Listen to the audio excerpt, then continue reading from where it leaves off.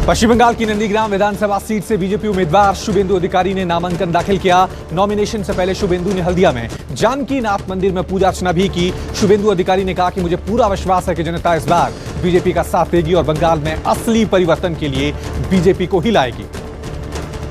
हल्दिया में शुभेंदु अधिकारी के नामांकन से पहले आयोजित रोड शो में स्मृति ईरानी ने बंगाल की मुख्यमंत्री ममता बनर्जी पर जमकर हमला बोला। स्मृति ईरानी ने कहा कि अच्छा खेल है, दीदी काम कर रही हैं, मोदी का फोटो खींच रही हैं दीदी।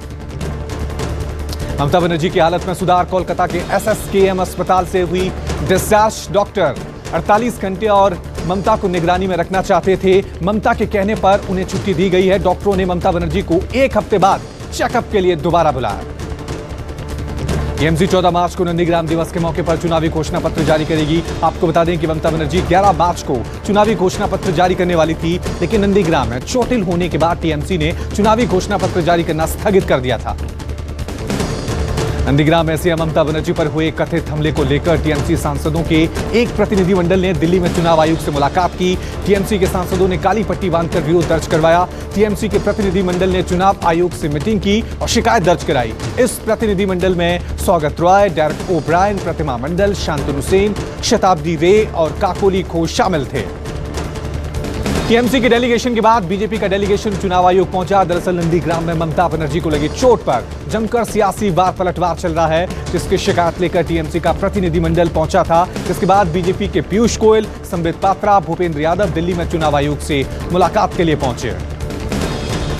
देश की आजादी के 75 साल पूरा होने के उपलक्ष्य में अहमदाबाद में स्थित साबरमती आश्रम से आजादी महोत्सव की शुरुआत हो गई है।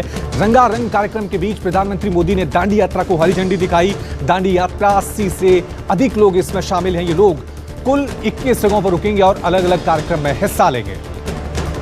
अहमदाबाद से अमृत महोत्सव की शुरुआत हुई। पीएम मोदी ने अमृत महोत्सव के शुरुआती कार्यक्रमों का उद्घाटन किया। अमृत महोत्सव के दौरान कई कार्यक्रम हुए। लोक नृत्य और देशभक्ति के गीत गाए गए। आजादी का अमृत महोत्सव कार्यक्रम 75 सप्ताह तक चलेगा।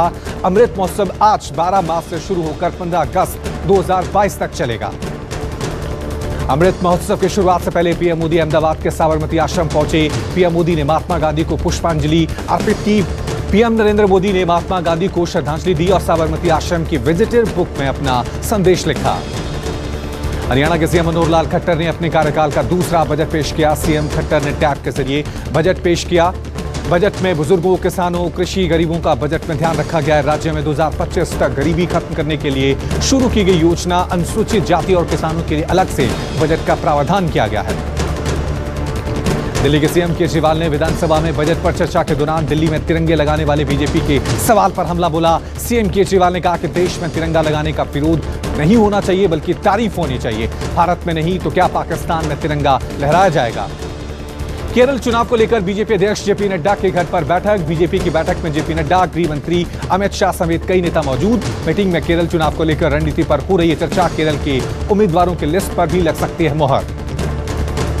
अमेरिका के राष्ट्रपति बनने के बाद आज जो बाइडेन और पीएम मोदी पहली बार क्वाड मीट में वर्चुअली मिले। भारत और अमेरिका के साथ ऑस्ट्रेलिया और जापान के लीडर भी शामिल हुए। क्वाड मीट में कोरोना, आर्थिक और सामरिक जैसे विषयों पर विशेष ध्यान दिया गया। भारत और जापान ने मिलकर 2007 में क्वाड की शुरुआत की थी, जिसके बाद आज 4 देशों के राष्ट्राध्यक्षों की ये पहली मुलाकात हुई।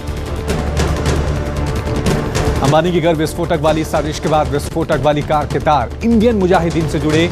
तिहाड़ जेल से फोन बरामद किया गया। स्पेशल सेल ने सर्च ऑपरेशन के दौरान ये फोन बरामद किया। ये फोन इंडियन मुजाहिदीन के आतंकी तहसीन अख्तर से बरामद हुआ। इंडियन मुजाहिदीन का आतंकी तहसीन अख्तर तिहाड़ की जेल नंबर 8 में बंद है।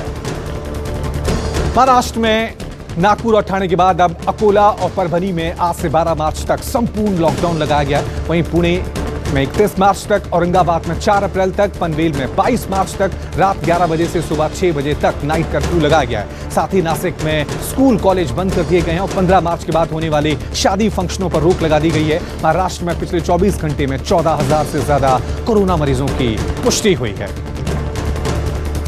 महाराष्ट्र के पालघर में एक आदिवासी स्कूल के 44 बच्चे कोरोना पॉजिटिव पाए गए हैं। सभी एसिम्प्टोमेटिक, सभी बच्चों को क्वारंटीन कर दिया गया है। साथ ही स्कूल को भी बंद कर दिया गया है। भारतीय महिला क्रिकेट की कप्तान मिताली राज ने इतिहास रच दिया। मिताली 10,000 रन पूरे करने वाली भारत की पहली और विश्व में दूसरी महिला क्रिकेटर बन गई हैं। लखनऊ वनडे में दक्षिण अफ्रीका के खिलाफ 36 रन बनाकर मिताली राज ने रिकॉर्ड 10,000 रन पूरे किए। भारत के विरोध के बावजूद ब्रह्मपुत्र नदी पर डैम और हाइड्रो पावर प्रोजेक्ट बनाने की तैयारी में है चीन। चीनी सांसद ने 14वीं पंचवर्षीय योजना को मंजूरी दे दी है। चीन अरुणाचल प्रदेश से सटे तिब्बत के इलाके में ब्रह्मपुत्र नदी पर हाइड्रो पावर प्रोजेक्ट बनाने की तैयारी कर रहा है। चीन ने पहले ही कहा था कि ब्रह्मपुत्र नदी पर वो दुनिया का सबसे बड़ा बांध बनाएगा।